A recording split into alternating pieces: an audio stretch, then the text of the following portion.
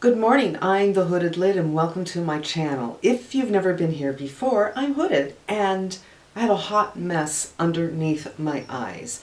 I am crepey, I'm dehydrated, I have a deep trough, I have dark color, and I have puffiness in two areas, right here, and I have a little fat pad right here on both eyes. There are a ton of million view remedies for under eye concealer, and I thought it might be fun to do a little series on what they're suggesting me do. Take them to the test. This is something that I'm thinking, I'm just going to start here and then we'll see how it goes. But if I do a series, I don't think it'll be more than once every couple of weeks. It's not going to be every day I'm doing a new one. So let's just start. Today I'm doing Angie from Hot and Flashy, and she has, I think, 10 steps. And let me do a little bit of more background on this.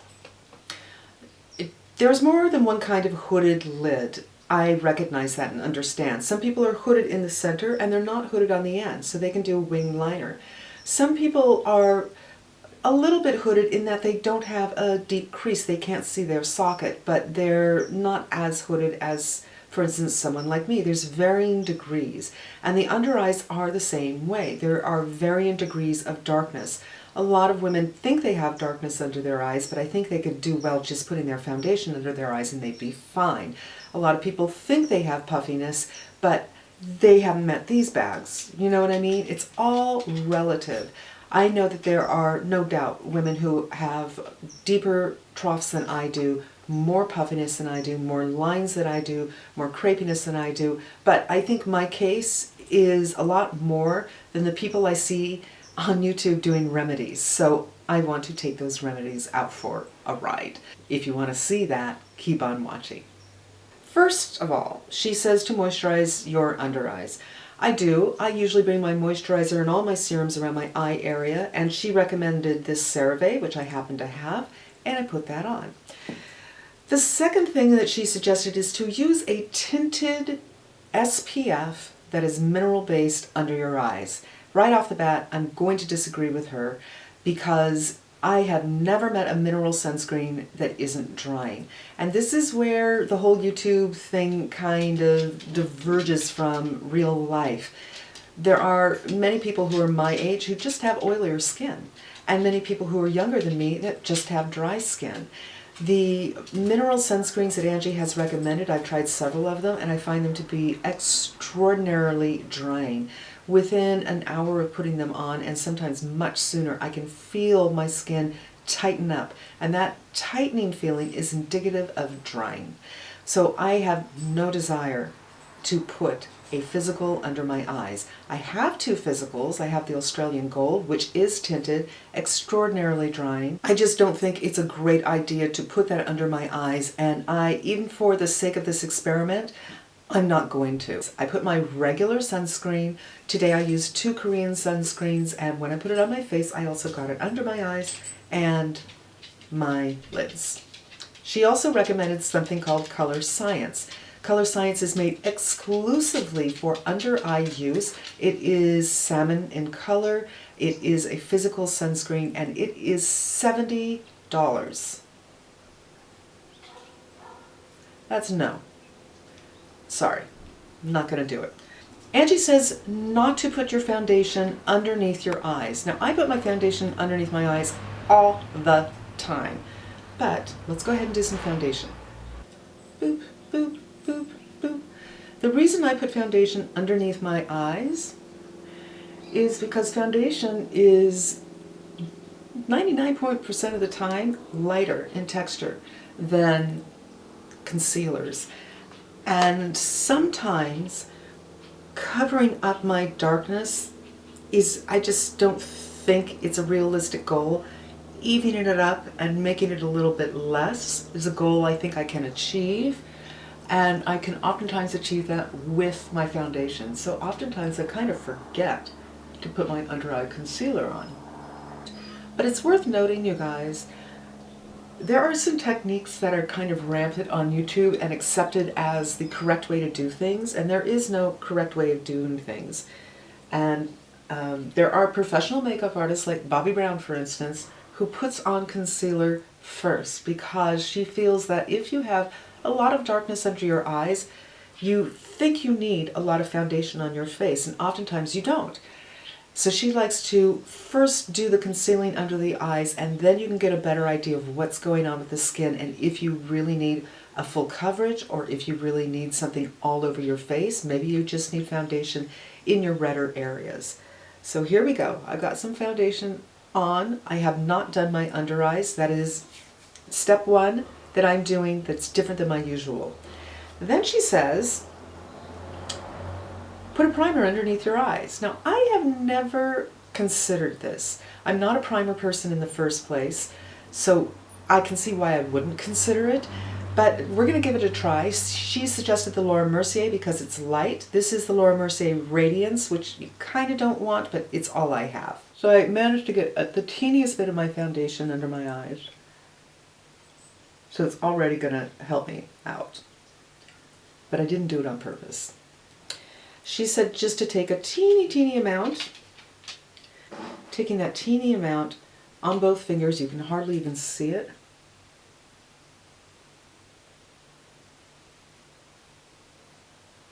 And smooth it over.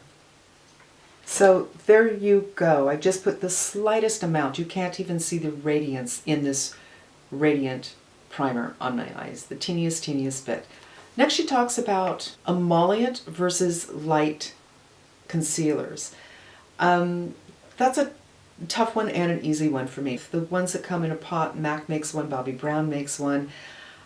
They are a little bit difficult, but it's not because they're emollient, it's because they're actually heavy, but they have oils or waxes in them, which people perceive as emollient, but it's the heaviness where immediately it gets caught in that crepiness. So I halfway agree with her. She likes two things, the Lancome, two Lancomes, which I don't have, and the Maybelline, which I recently bought.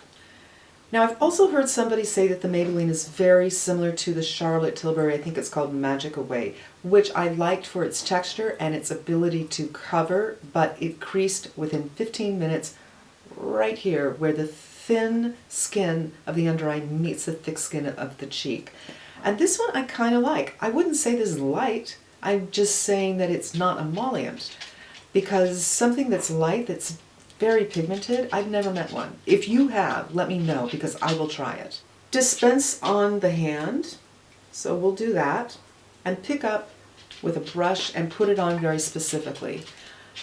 I do that a lot, not always, and I don't disagree. She says to apply it just where the darkness is, and I agree.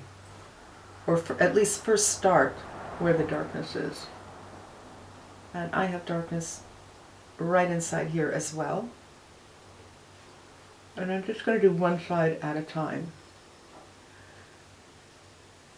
Now when I just put it where the darkness is, it doesn't 100% cover that darkness.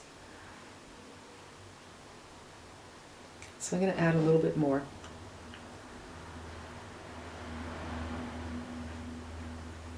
Okay. Now, she says when you blend it out, to start in the center and move out. I find when I do that, I end up moving it from the center to out. It's a very difficult way to blend things, and I've seen professional makeup artists say just the opposite, who kind of agree when you do this, you're moving it away from where you need it, and they go from the outside in, but we're going to do it Angie's way. And she says just touch it lightly, not to press it in too hard. And this is, you know, pretty much what I do anyway.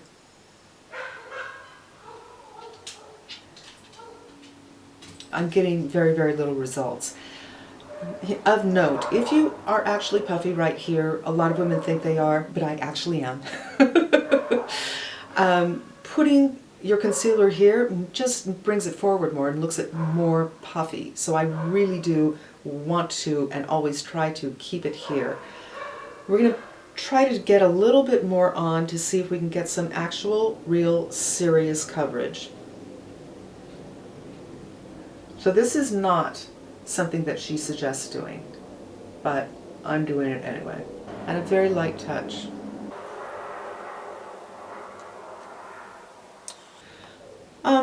is better than this eye. Is it completely blocked out? No, it's not.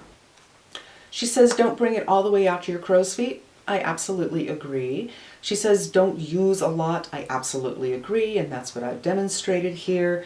She has said forest from the trees. Look at your close-up mirror and from far away so you're sure you're getting a full idea of what's going on. And I absolutely agree with that 100%. I have a regular mirror here. I have this magnifying mirror 8. I have this 13. It's just the way it is. So I agree with her on that, not only for under eyes, but for everything. Next, when it comes to powder, she likes her Bye Bye Pores from IT Cosmetics. I think that's silica based. I don't have it, but I do have this, which is silica based. That's the By Terry. And she says rather than sweeping, to press it in. And I agree with that as well, because sweeping you could move it around, and I don't want to move it out of my dark area. She uses just a little bit, as do I. And I usually press it on a little differently than she does, but we're going to do the way she does. And she just really kind of presses it and holds, presses it and holds, presses it and holds. And then she takes off the excess and sweeps to get rid of anything left. And my crepiness is alive and well. Is my darkness gone? No. I really see very little difference. And that's pretty much Angie's remedy. I obviously need to give it a wear test to see how it looks in a couple of hours, but I'm going to say that I'm not necessarily getting the coverage that I want, and I do think this is good coverage, and you did see I used a small amount twice. It's okay, but I don't know if it's any better than what I've been doing. So let's do what I usually do on this eye. Going back into my foundation, just the teeniest bit, and I'm bringing my foundation under the eye.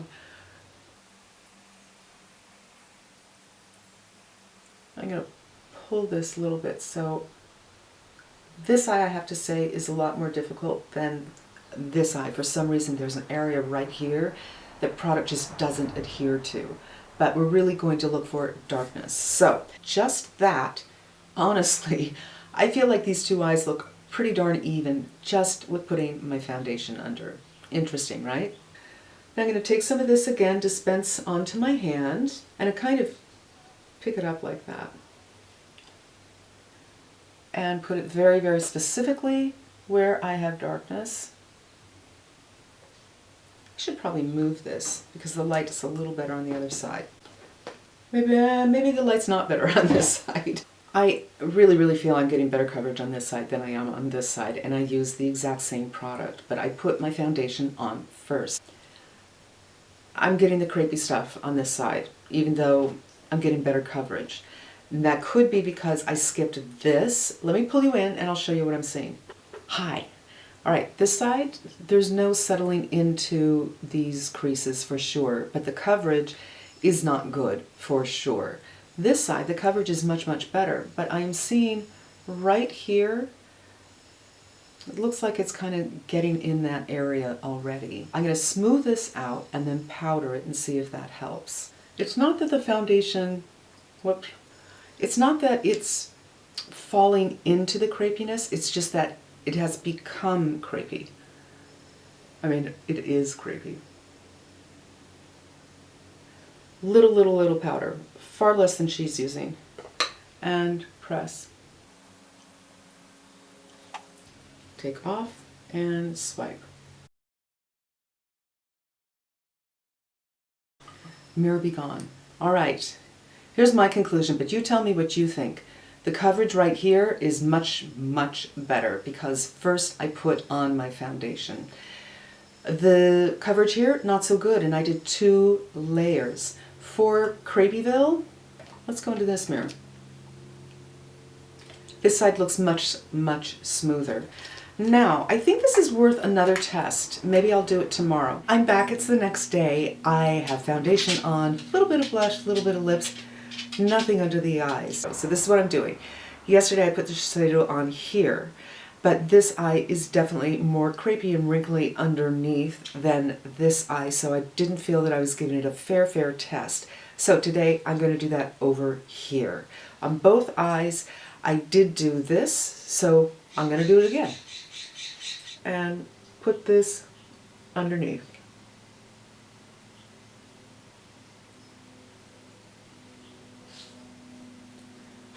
And a little too much.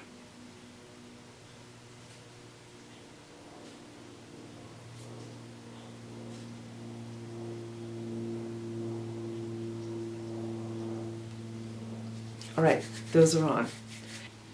Now we're going in with this. Pick up with the brush and put it where I want it to be.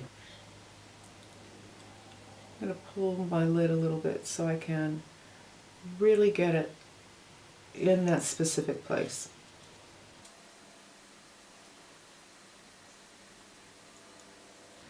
And then feather it out a little bit.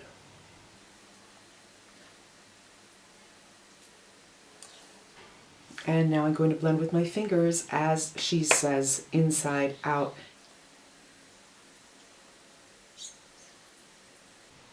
See, I'm having that same experience. When I do pressing with my finger, it kind of lifts everything up.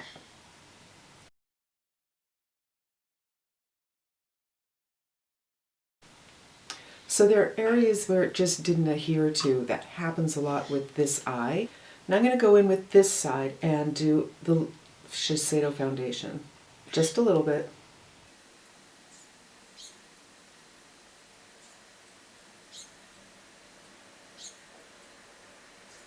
Well, the camera stopped, so I'm not sure where it stopped, but I put the Shiseido foundation under this eye, and this is the eye that I did the concealer on top of the primer. But the crepiness is alive and well. I'm just going to do some patting, a little bit more patting before I go in with the powder. And I'm just touching so gingerly. And get that area where the thicker skin of the cheek meets up with the very thin skin under the eye. Powder time. Press. Press.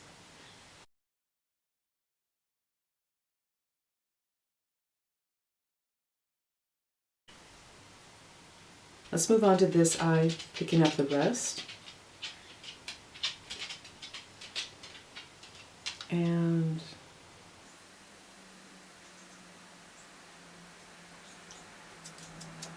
I'm not picking up much, so when I reload, don't think, oh, I'm putting way too much on. I'm really not. I'm just picking up such a little bit that I kind of need to reload.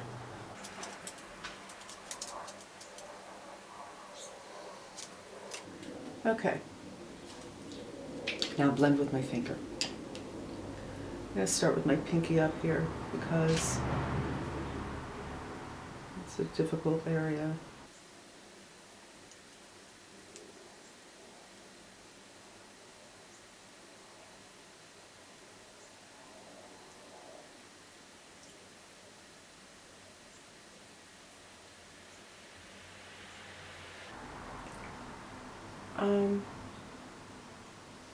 All right, that's about the best I can do. Let's powder it before I come to any conclusions.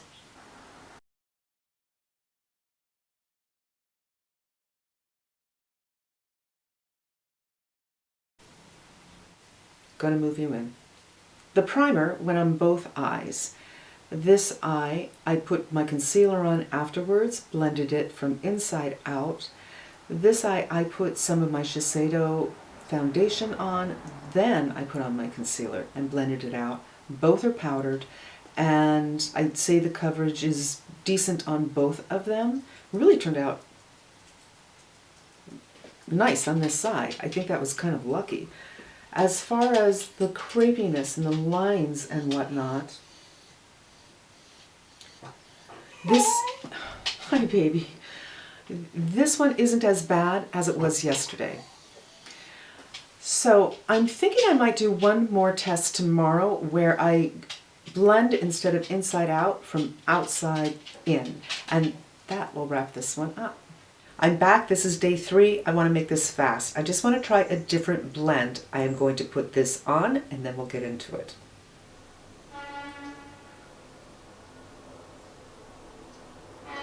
Also, it's trash day. And I think that's the trash man honking at someone.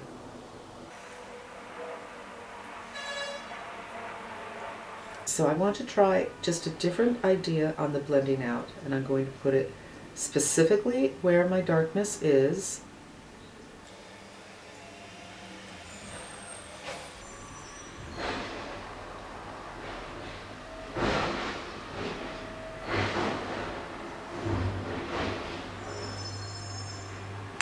I'm terribly dehydrated, I can just see it. But instead of going boop, boop, boop, boop, boop, we're going to go from the outside in.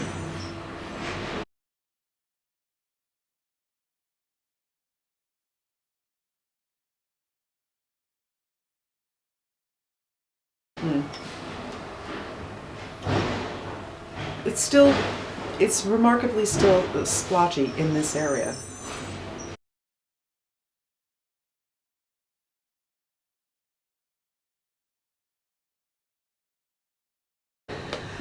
Well, I think that's going to conclude the test. I'm just going to do the other one while I do an outro because I need to finish it anyway, and we'll just listen to the trash. My conclusion for this is I think putting a primer under your eyes helps with the crepiness. However, and that is what her video is about, right? So I would say of all the tips that she gave, and she gave 10 steps, that's the step that is key. However, for me, personally, I'm still not getting the kind of coverage I want and need.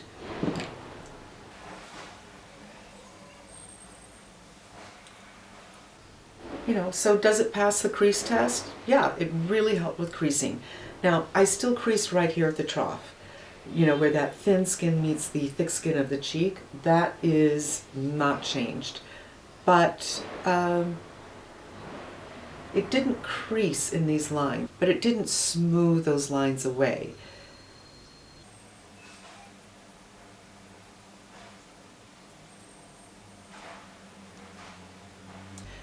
And I much prefer